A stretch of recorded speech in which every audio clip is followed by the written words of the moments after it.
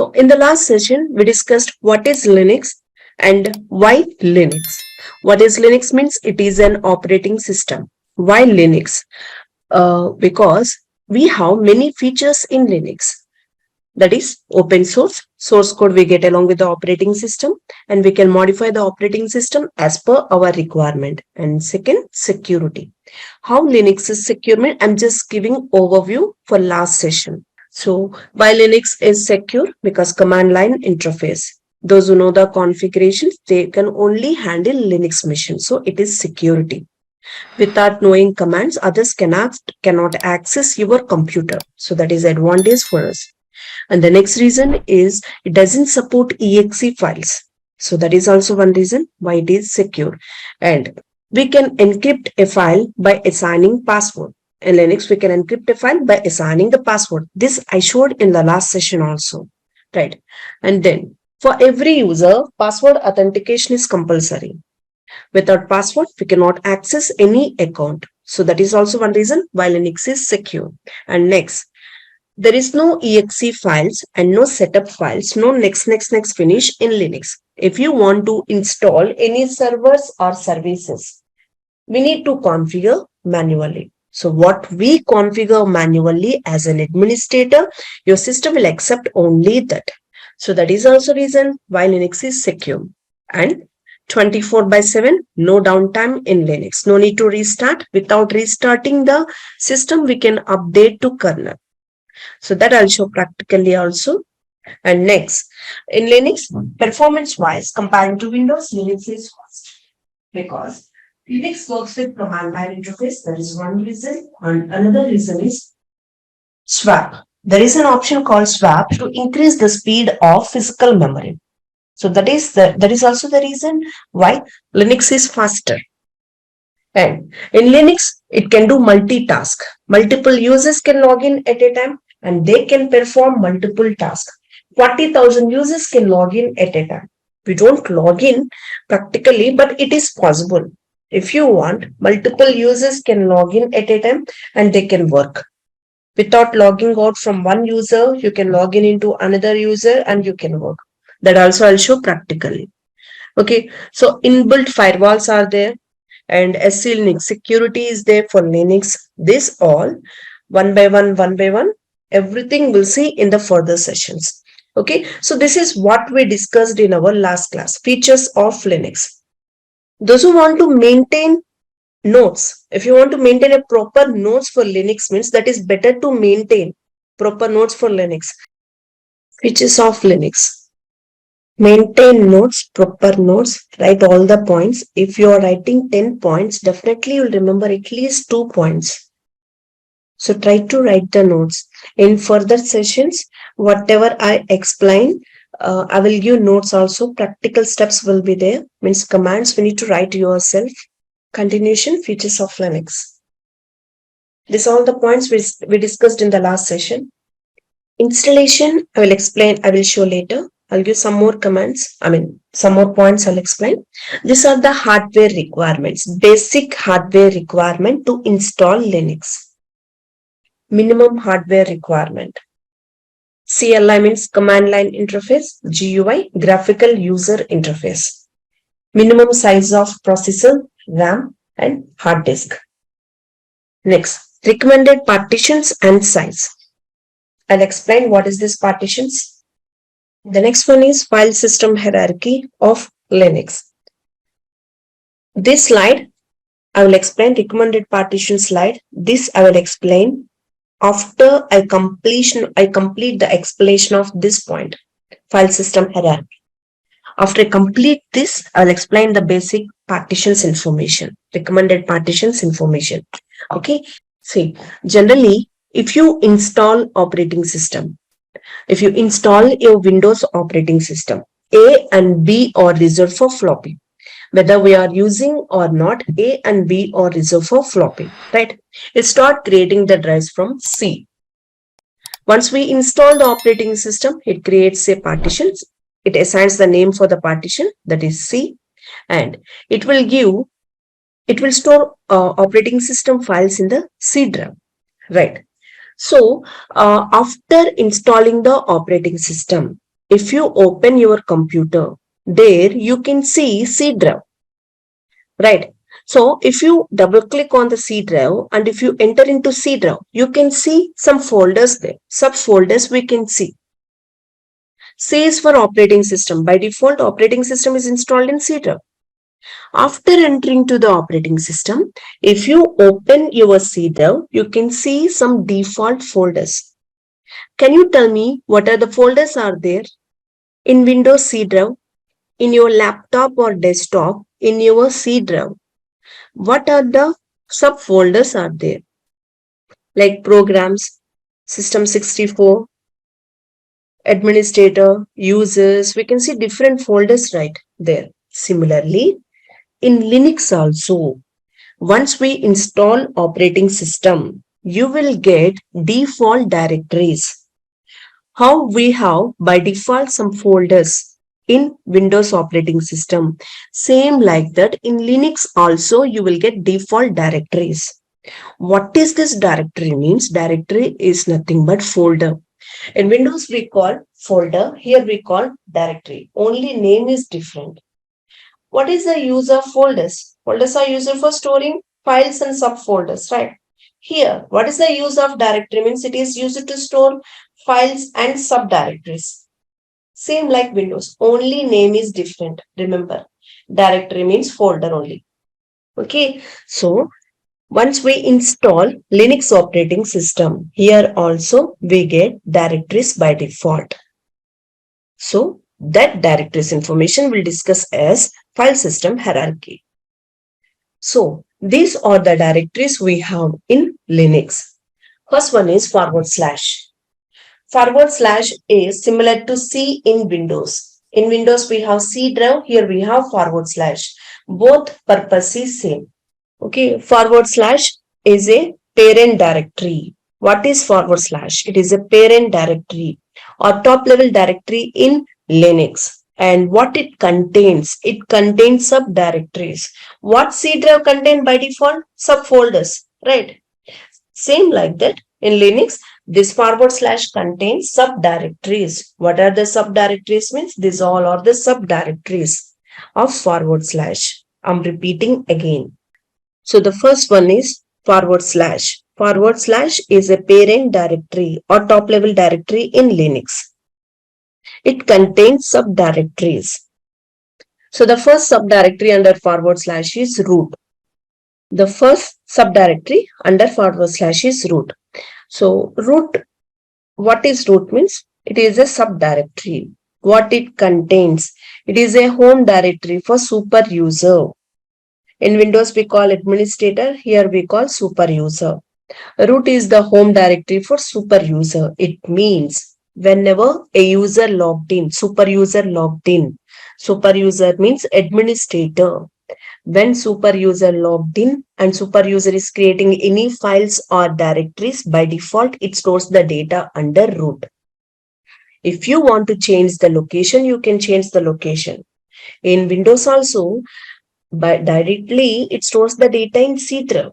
But if you have any other partitions like D, E, F partitions you have, you can store the data in that partitions also. We can choose them also. Same like that here also.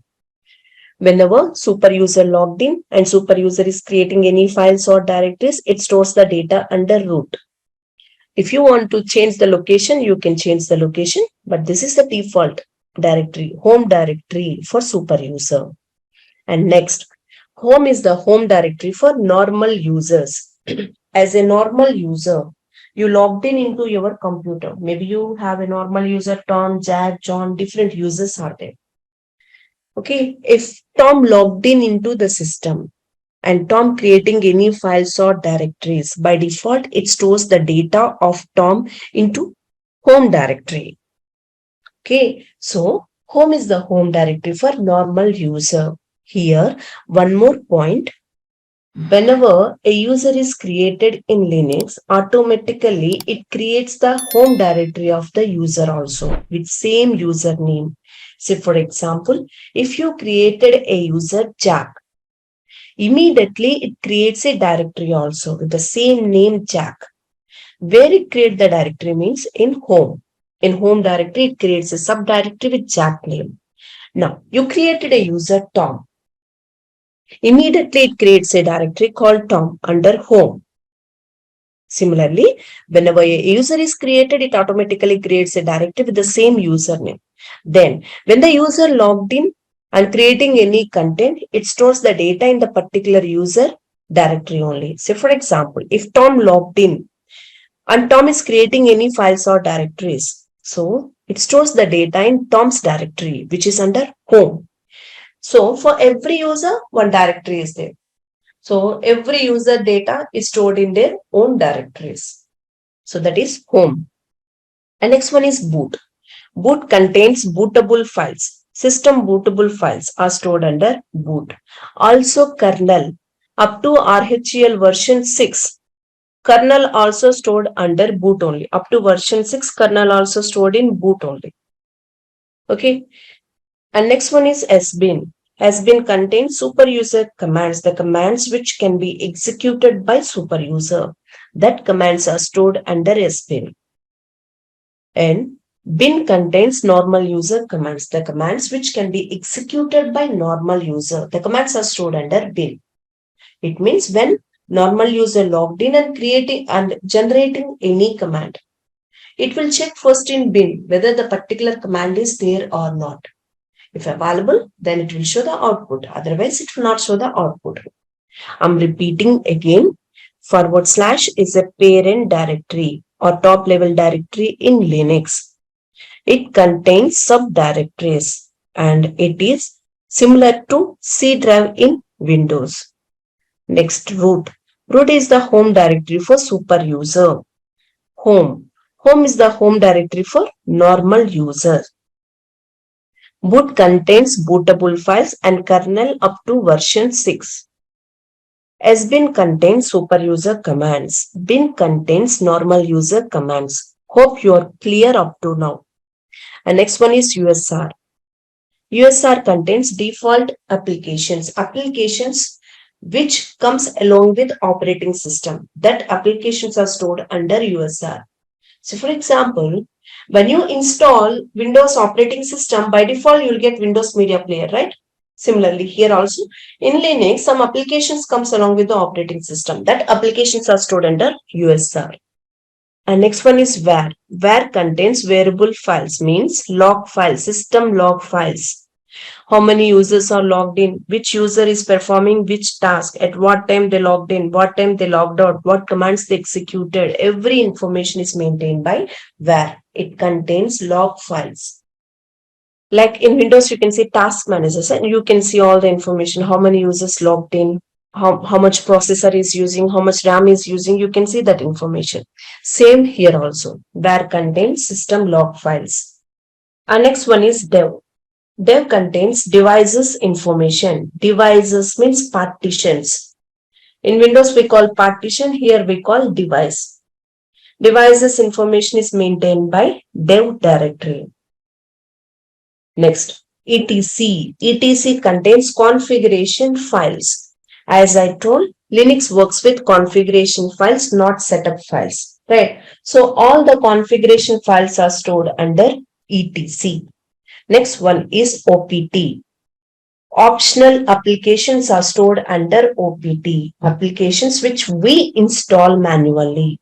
They are not compulsory in our computer. If you want, we install like VMware, Cisco Packet Tracer software or Maya software, different softwares we install manually, right?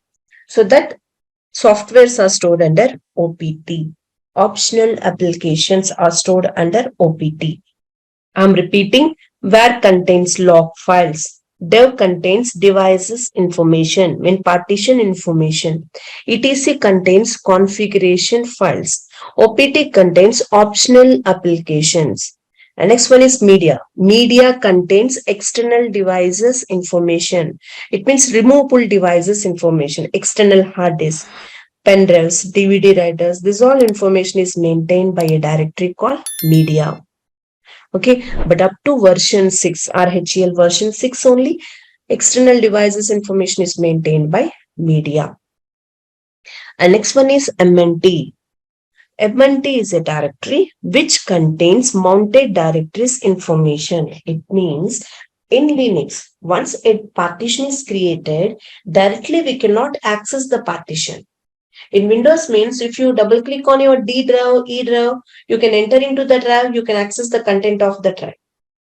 But here it is not like that. Directly we cannot access any partitions. So what we do is after creating the partition, we create one directory and we'll give link between that partition and this directory. That is called mounting. How we connect our CPU to monitor, to check output, to store the data. If you want to do anything in your CPU, we need a monitor, right? So with the help of monitor, we are accessing our CPU. Nothing we are storing in our monitor. Just we are checking input output with the help of monitor. Same like that here also. After creating a partition, directly we cannot access the partition. So we give a link between partition and directory. And we access our partition through this directory. It's like a monitor, your directory. So MNT contains which partition is linked with which directory, mounted directories information. So what is this mounting? How we connect this partition to this directory? This all in further classes I will explain. There is a concept partitions. At the time I will explain about this clearly. As of now, remember only one thing, that is MNT contains partitions and their linked directories information. Next, run. Run contains external devices information and kernel from RHEL 7. Up to RHEL 6 only boot contains kernel. Up to RHEL 6 only media contains external devices information. From RHEL 7, run contains kernel information and external devices information. Okay. So this is the file system hierarchy of Linux. So once we install the operating system, we get this all directories by default. Default this all. I'm repeating all the directories once. / it is a parent directory or top level directory in Linux. It contains subdirectories and it is similar to C in Windows. And next one is root. Root is the home directory for super user. Okay, when super user logged in and created any files or directories, by default it stores the data under root. Super user means administrator. Next, home. Home is the home directory for normal user. When normal user logged in and created any files or directories, by default it stores the data under home. Next, boot. Boot contains bootable files and kernel up to RHEL 6 version. And next one is sbin. Sbin contains super user commands. Bin contains normal user commands. And USR. USR contains default applications. Applications which comes along with the operating system. Next, var contains log files. Dev contains devices information, means partitions information. Next, etc contains configuration files. OPT contains optional applications, applications which we install manually. Media contains external devices information up to RHEL 6 version. MNT contains partitions and their directories information. Run contains external devices and kernel information from version 7. So these are the directories we have. Hope you are clear. Is the directories are clear? So for this all the directories. So these are the directories we have in Linux. So remember, directories means folders. Okay. So previously I gave one slide that is recommended partitions. Now you will understand these partitions.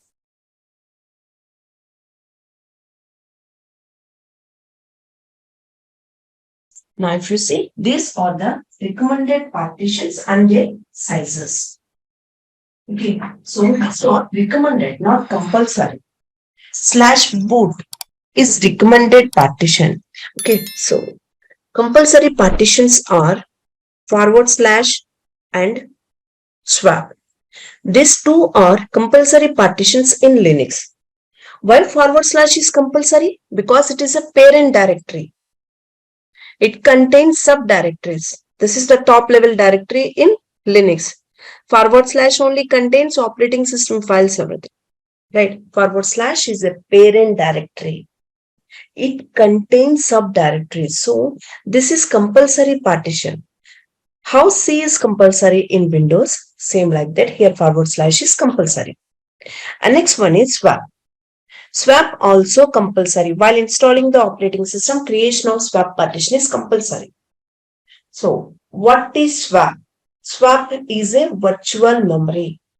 Why we call it as virtual memory? Because we cannot touch this memory. Physical memory means what? Which we can touch, we call as physical memory, like RAM, ROM, hard disk. These are physical memories because we can touch them. They are used for storing and we can touch them. Coming to swap, it is a virtual memory. It is used to store. That is why it is a memory. But we cannot touch this. That is what is called virtual memory. So how we create this swap means using hard disk space. It will take the space from hard disk and it creates it. Okay. So that is why it is called virtual memory. And swap partition is compulsory while installing the operating system in Linux. Okay. And what is the size of swap? What is the size of forward slash means 10 GB minimum recommended. Recommended size is 10 GB. Okay. Swap is twice the RAM. Here recommended is 10 GB, but we don't give 10 GB space only. Depends on our requirement, we give the space to forward slash. Like C drive, we don't give only 8 GB space or 15 GB space. We give the space depends on the requirement. What if you want to install the application softwares you want to install, we'll give more space to C drive in Windows. Same like that here also. If you are giving only 10 GB to forward slash means all the directories which contains all the directories uses only that 10 GB space. So we'll give more than 10 GB, but recommended is 10 GB. Swap twice the RAM up to 4 GB. Double the RAM up to 4 GB. From 4 GB, physical RAM plus 2 GB. It means, example, now you have 512 MB RAM, physical RAM. Swap you can create 1024. If you have 2 GB RAM, you can create 4 GB swap. Now, if you have 4 GB RAM, from 4 GB physical RAM plus 2 GB you can add. It means if you have 4 GB physical RAM in your computer, 4 plus 2, 6 GB space. You can take 6 GB space from hard disk and that space you can add to your physical RAM. If you have 8 GB RAM, using how much space you can create virtual memory? 10 GB. 8 plus 2, 10. Okay. So using 10 GB space, you can create virtual memory. If you have 16 GB RAM, then 16 plus 2, 18 GB you can take from hard disk. It supports up to 18 GB. And you can add that space to your physical memory. So that is size of swap. I'm repeating. Forward slash and swap are the compulsory partitions in Linux. Why forward slash is compulsory? Because it is a parent directory. So it is compulsory. And second is swap. Swap also compulsory partition in Linux to increase the performance of physical memory. And the size of swap is twice the RAM up to 4 GB. From 4 GB onwards, physical RAM plus 2 GB. Size of your swap. This is interview question for freshers. You'll get the question. What is the size of swap? You'll get the question. So these two are compulsory partitions in Linux. And next one is boot. Boot is not compulsory. It is recommended only. While boot is recommended while installing the operating system means to avoid the wastage because it requires 200 to 500 MB space. Up to version 6, 200 to 500 MB space is required for /boot. From 7 version onwards, 1024 GB is required. Sorry, 1024 MB is required, means 1 GB. Okay, so only that much space is enough for slash boot. So while installing the operating system, if you give the space between 200 to 500 MB means it uses only that space. It will not take any space from forward slash again. So to avoid the wastage, slash boot is recommended while installing the operating system. And next one is slash home. This is also recommended only while installing the operating system because, say for example, now you have normal users. Okay, so different users are there. When the users are logged in, it will store the data in home directory only, right, by default. So what this home will do when the users are storing the data, it will take the space from forward slash and it stores in it. Okay, if say for example, your forward slash is created with 100 GB, already 90 GB space is occupied, only 10 GB free space is there. Then when user is trying to store the data, what home will do? It will take the space from forward slash. From the 10 GB, it will take some space and it stores the data in it. Again, something data is storing. One of the user is storing 10 GB data. Can home store the data? No, it cannot store the data because there is no sufficient space in forward slash.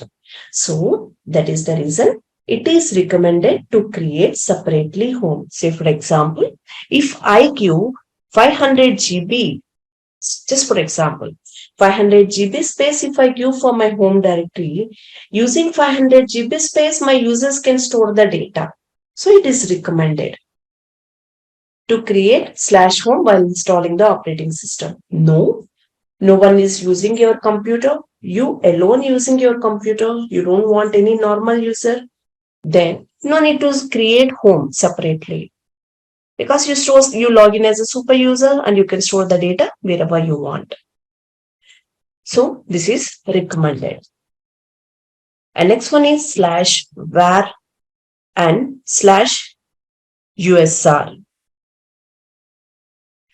These two directories or partitions are recommended in server computers. Slash var, it contains variable files, means log files.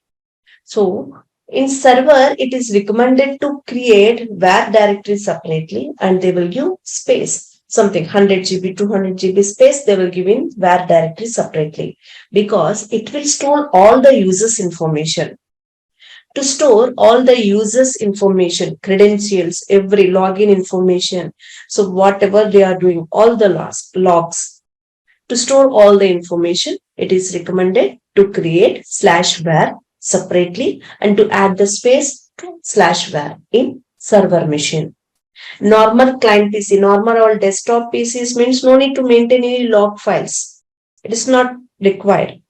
And to store log files, it will use space from forward slash by default. So that space is sufficient for our computers. But server means it is not like that. It will maintain all the users' information. For that reason, we'll create separately and will give more space because log files are important in real time.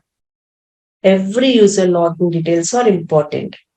And next one is slash USR. This is also recommended only in server machines because server means they will run all the applications 24/7. They will run all the applications. Default applications also they will run. To run all the applications without interruption, what they will do is they will give the space in slash USR. Manually, they will add more space. So without interruption, it will run all the applications. So this is also recommended in server machines. So these are the recommended partitions and compulsory partitions in Linux. And this is also important for freshers. Definitely for freshers, they will get the question, what is the compulsory partitions in Linux? Compulsory partitions are forward slash and swap. Forward slash is compulsory because it is a parent directory. Swap is compulsory because it increases the performance of physical memory. Okay, so and remaining all are recommended partitions. Slash boot is recommended to avoid wastage. Slash home is recommended to give more space for storage purpose. And previously in Linux, there is a concept called disk quotas. Now the concept is removed from Linux. Red Hat removed the concept. If you want to configure disk quotas means then also /home is compulsory to create while installing the operating system. But now disk quotas are removed in Linux. No one will ask you in interviews in real time also. No one are applying these quotas. And /var and /us are recommended in server machines. /var is recommended to store log files. /usr is recommended to run all the application without any interruptions. So these are the recommended and compulsory partitions in Linux. Hope you are clear in it. If you are not clear, you can ask me. Again, I'm telling those who are not clear in the concept, whatever the topics I'm explaining after the class also, you can ask me. I will explain the concept. Once the session is completed, you can ask me. I will explain the concept. And further, once the sessions are continuing, let's try to create a group also. There also we can discuss the concepts. Whenever you are doing the practicals, I will guide you at that time. Okay. So these are the file system hierarchy and recommended partitions in Linux. And the next topic is installing the operating system. Okay, so to install the operating system, we have two methods. One is install the operating system directly in your computer. And second is use VMware software. Installing directly in your computer means it disturbs your Windows operating system. We need to uninstall Windows operating system, then we can install Linux operating system. That is one method. Or another method is you can use dual operating system. Both Linux and Windows also you can use there. But there also, first of all, we need to uninstall Windows and again we need to install Windows, then Linux. You don't want to do those options, you don't want to choose. You don't want to disturb your computer means we have the best option, VMware software. There is a software, virtual machine. Okay, so in this this is a small setup file. Virtual machine is the small setup file. Okay, if you want this, you just contact Mr. Kalyan. He will provide you. So in virtual machine, you can install the operating system. You can create a virtual computer, you can create, and here you can install the operating system. You can create a virtual machine. How to create the virtual machine, that I'll explain tomorrow. Okay, in virtual machine, you can install Linux operating system. That you can do. That is the best option you have. I install many operating systems here using this virtual machine software. If you install this virtual machine, it will not disturb your Windows machine. Okay, just one software. If you don't want, you can close, you can access your Windows machine. So how to install VMware software? If you already know, well and good. Otherwise, still, if you know also, still I will show how to create a virtual machine. I will show there. How to install Linux operating system, I will show. Once Linux operating system is installed in our computers, our practicals also will start. Daily practicals will be there. Okay, so and this is for today's session, and tomorrow I will show how to install Linux operating system, and tomorrow onwards labs will be there regularly. And if there is any doubts now, you can ask me. And this is for the session, today's session. Thank you for the session. We'll meet tomorrow by 9 p.m. Okay, and those who have doubts, they can stay. Remaining can do. Thank you.